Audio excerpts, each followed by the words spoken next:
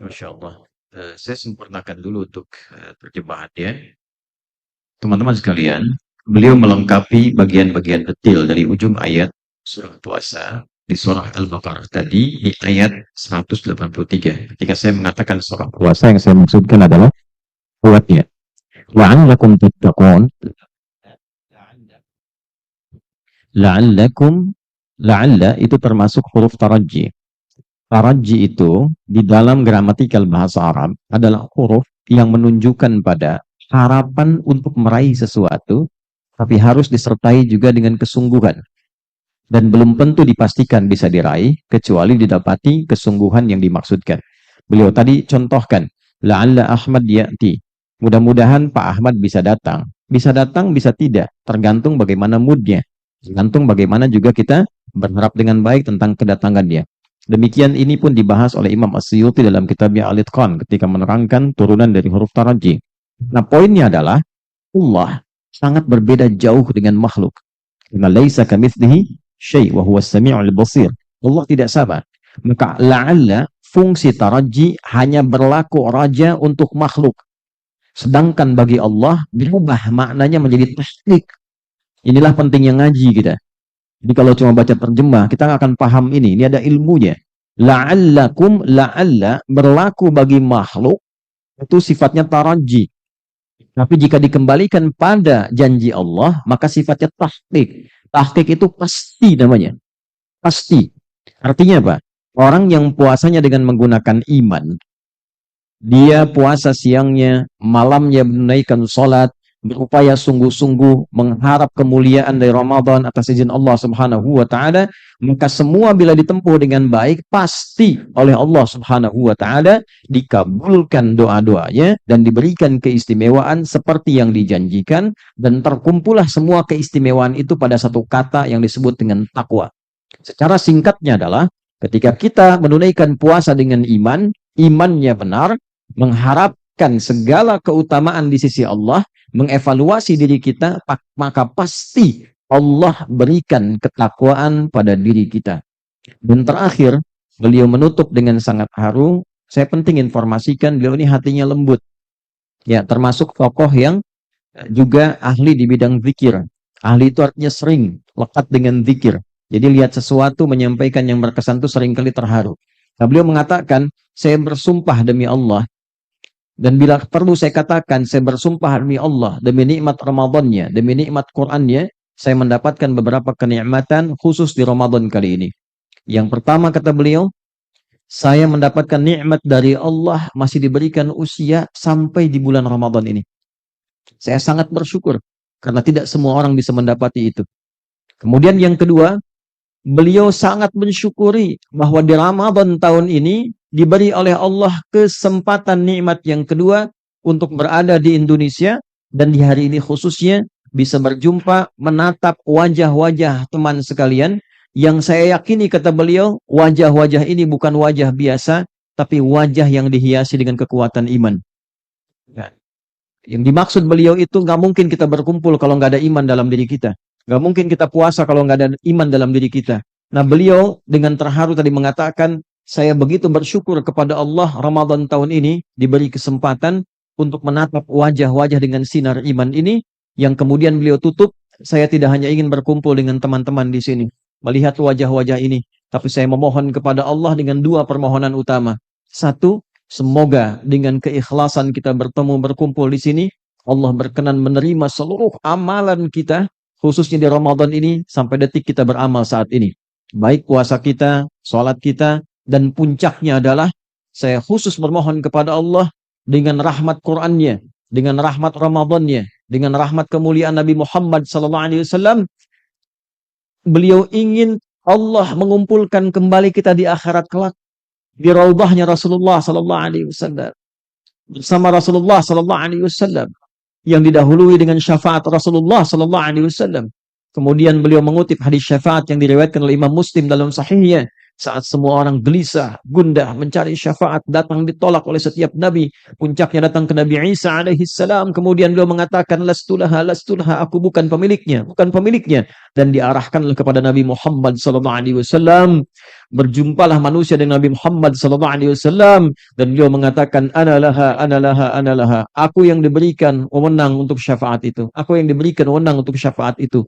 Maka Nabi kemudian bermohon kepada Allah, kemudian bersujud, meminta kepada Allah segala kebaikan-kebaikan. Lalu Allah Subhanahu wa taala kemudian menyeru, ya Muhammad,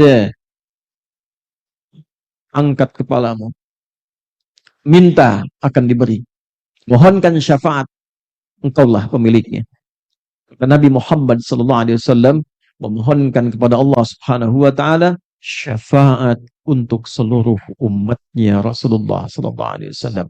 Dan beliau menutup dengan mengatakan, saya bermohon kepada Allah yang meminta kita mengatakan dengan wa amma bi ni'mati rabbika fahaddits, dengan nikmatmu ungkapkan, ekspresikan. Saya ingin berekspresi di hadapan Anda sekalian di masjid ini. Saya mohon pada Allah, mudah-mudahan kitalah yang termasuk mendapatkan syafaat Rasulullah sallallahu alaihi wasallam dan dikumpulkan di akhirat kelak dengan ridha Allah dan cinta Nabi Muhammad sallallahu alaihi wasallam. Demikian beliau tadi tutup kalimatnya, fa ada akhir kalimatihi at-thayyibah al-mu'aththirah faqad tarjamtuhu aidan tarjamtuha aidan mufassala, fa natamanna an yuwaffiqana Allah subhanahu wa ta'ala wa yu'allifa qulubana liqabuli hadhihi at-tawjihat al-mufidah al-mu'aththirah.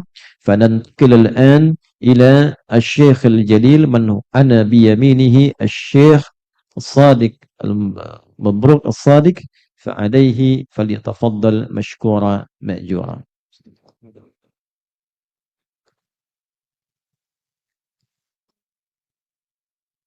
أعوذ بالله من الشيطان الرجيم. بسم الله الرحمن الرحيم. الحمد لله رب العالمين، ونصلي ونسلم على المبعوث رحمة للعالمين سيدنا وحبيبنا وشفيعنا محمد صلى الله عليه وعلى آله وصحبه ومن اهتدى بهديه وسار على نهجه إلى يوم الدين. رب اشرح لي صدري ويسر لي أمري واحلل عقدة من لساني يفقه قولي. اللهم انفعنا بما علمتنا وعلمنا ما ينفعنا وزدنا علما واجعلنا من الذين يستمعون القول فيتبعون أحسنه. أولئك الذين هداهم الله وأولئك هم أولو الألباب. اللهم زدنا علما وارزقنا فهما. اللهم زدنا علما وارزقنا فهما. اللهم زدنا علما وارزقنا فهما يا رب العالمين. الأخوة الحضور، أحييكم بتحية الإسلام.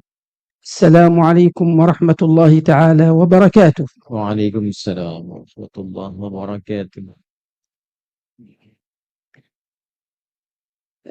ماذا أقول ونحن في هذا الجمع الكريم، الجمع المبارك الذي قال فيه رسول الله صلى الله عليه وسلم: ما جلس قوم في بيت من بيوت الله يتلون كتاب الله أو يتدارسون بينهم إلا ماذا؟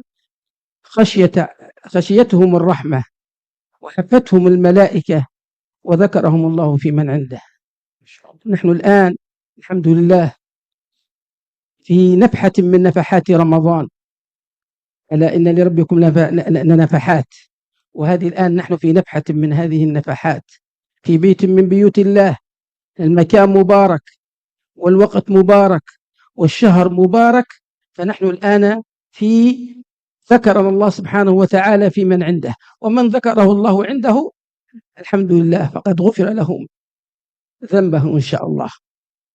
Pertama, beliau memuji Allah Subhanahu wa taala, bersalawat pada Rasulullah sallallahu alaihi wasallam, lalu dengan tawadhu dan mencontohkan pada kita dengan level beliau saat ini, berdoa kepada Allah agar dapat melapangkan hatinya sehingga bisa memberikan pencerahan dengan hati dan jiwa yang lapang.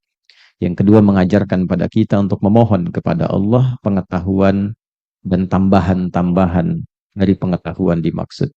Mengutip dari bagian dari Quran surat Thaha dan minta kita untuk terus menambahkan pengetahuan dalam level pendidikan beliau saat ini. Lalu puncaknya menyerahkan semua kebenaran dan kebaikan kembali kepada Allah Subhanahu wa taala. Menyapa kita dengan salam, lalu dengan kerendahan hati kembali mengatakan, apa yang bisa saya katakan? Sementara saya mendapati pertemuan ini rasanya senafas dengan hadis Nabi Muhammad SAW yang tercantum dalam satu riwayat di Sahih Muslim, tersambung sanadnya pada Abu Hurairah radhiyallahu taala anhu dari Nabi SAW. Beliau menyampaikan, "Majtama'a qaumun fi baitin min buyutillahi yatluna fi kitaballah wa yatadarasunahu fima bainahum illa ghasyiyatuhumur rahmah wa nazalat 'alaihimus sakinah wa haffathumul malaikah wa dzakarahumullahu fi man 'indah." Tidaklah ada orang-orang berkumpul di satu rumah-rumah Allah Subhanahu wa taala, niatnya mengkaji Al-Quran, saling berdiskusi belajar tentang Al-Quran. Tidaklah orang-orang berkumpul demikian kecuali akan mendapatkan 4 keutamaan. Yang pertama, rahmat Allah diliputkan di atas mereka sampai selesai mereka menunaikan pengkajiannya. Kedua, diturunkan kedamaian pada hatinya. Jadi ngaji yang benar, ngaji yang memberikan kedamaian pada jiwa, merubah karakter menjadi lebih baik dan lembut. Yang ketiga, berkumpul malaikat berkerumun menyertai. Dan yang keempat, Allah menyebut-nyebut, memuji orang-orang yang hadir itu di sekitaran makhluk dalam keagungan dia. Lantas beliau mengatakan, lantas apa komentar saya? Sementara kita memenuhi itu semua. Kita berada di bulan Ramadan, di pelataran Ramadan, di dalam rumah Allah, sedang mengkaji kandungan dari Al-Quran. Maka saya punya keyakinan, mudah-mudahan dengan hadirnya kita termasuk dalam hadis itu, termasuk di antara yang mendapatkan ampunan dari Allah Subhanahu wa taala. ونحن في هذا الشهر المبارك وفي أيامه الأولى نسأل الله سبحانه وتعالى أن يغفر لنا فيه الذنوب. يقول الرسول صلى الله عليه وسلم: من قام رمضان إيمانا واحتسابا غفر له ما تقدم من ذنبه. فقال من؟ ومن هذه أداة شرط، وهذه قال الأصوليون عنها أنها تفيد العموم، أي من ذكور وإناث كلهم يدخلون في هذه.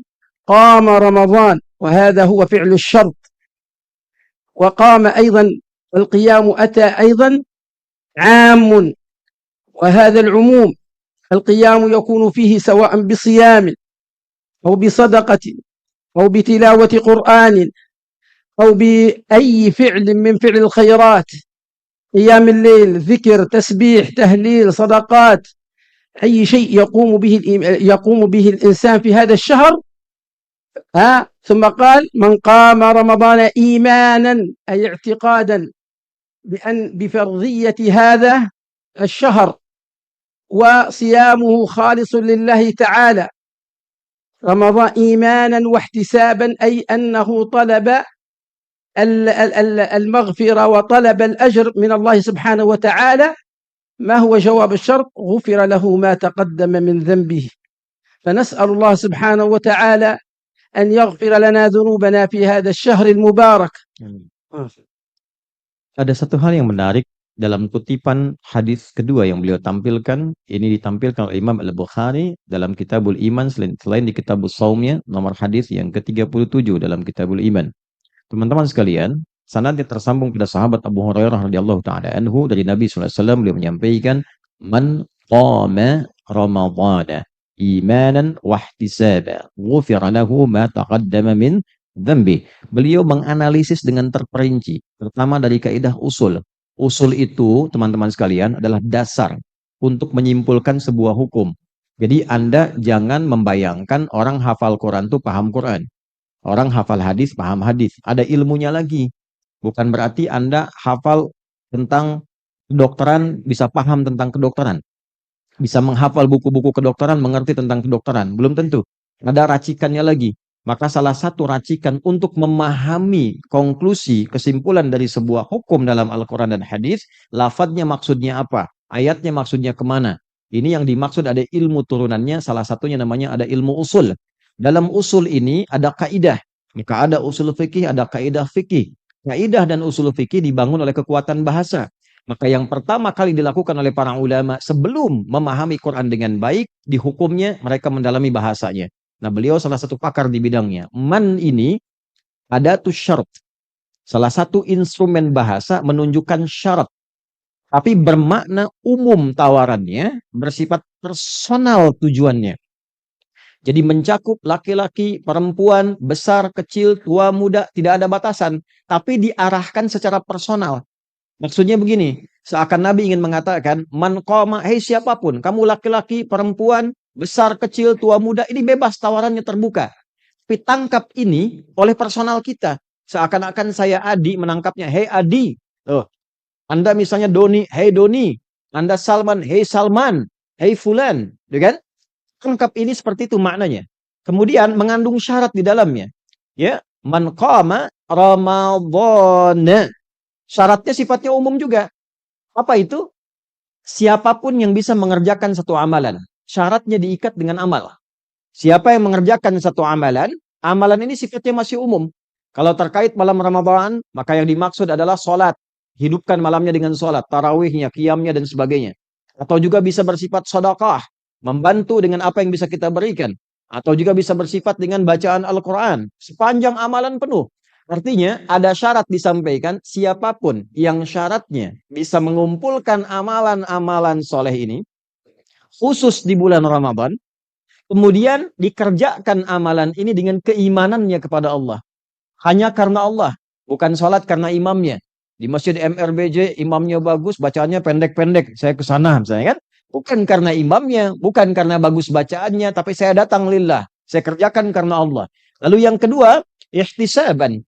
Dia berupaya mendapatkan keutamaannya, yakin dengan janji Allah, keistimewaannya, pahala-pahalanya. Barulah kemudian muncul jawab syaratnya. Ya, jadi syarat dan jawabannya, syarat dan ketentuannya. Begitu syaratnya terpenuhi, mulailah kemudian anugerahnya diberikan. Jawab itu anugerahnya, pemberiannya. Apa pemberian itu? Ghufira lahu ma taqaddama min dzambi. Lalu beliau menutup dengan kalimat, mumpung kita masih ada di awal-awal Ramadan ini, berupayalah menunaikan puasa sesuai dengan syaratnya. Karena perintah puasa itu diberikan keistimewaannya diikat oleh syarat. Jadi bukan berarti setiap kita puasa langsung dapat itu takwa, langsung dapat keutamaan. Tidak demikian. Syarat dan ketentuan berlaku walaupun tawarannya sifatnya umum. Maka dikunci oleh beliau, mari mumpung masih berada di awal-awal Ramadan, berusahalah kita menunaikan siam dan qiyam itu dengan penuh keimanan ikhlas karena Allah, berupaya berdoa mendapatkan keistimewaannya, dan berupaya mengumpulkan pahala-pahala kebaikan. Minimal mudah-mudahan sampai hari ini kita diampuni dosanya oleh Allah Subhanahu wa taala.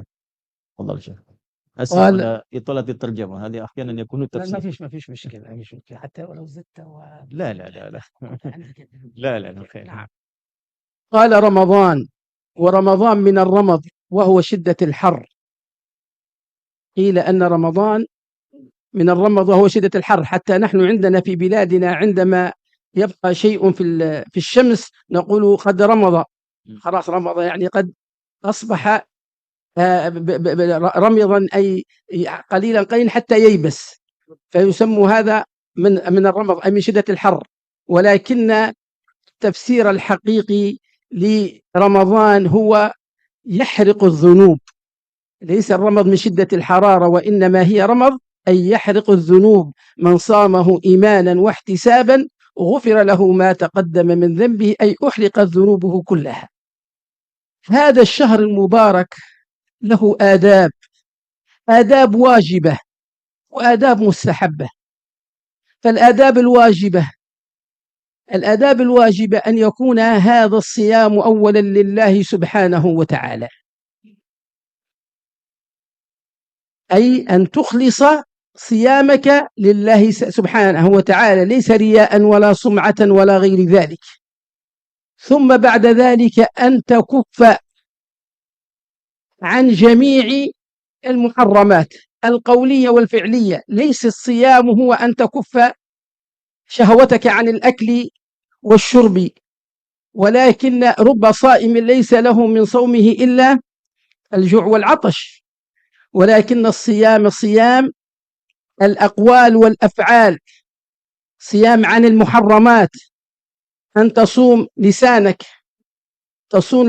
عن القول الفاحش، أن تصوم السمع عن سماع المنكرات وغير ذلك من الموسيقى والأغاني وغير ذلك، وأن تصون أيضا بصرك عن النظر إلى المحرمات، وأيضا أن تصون نفسك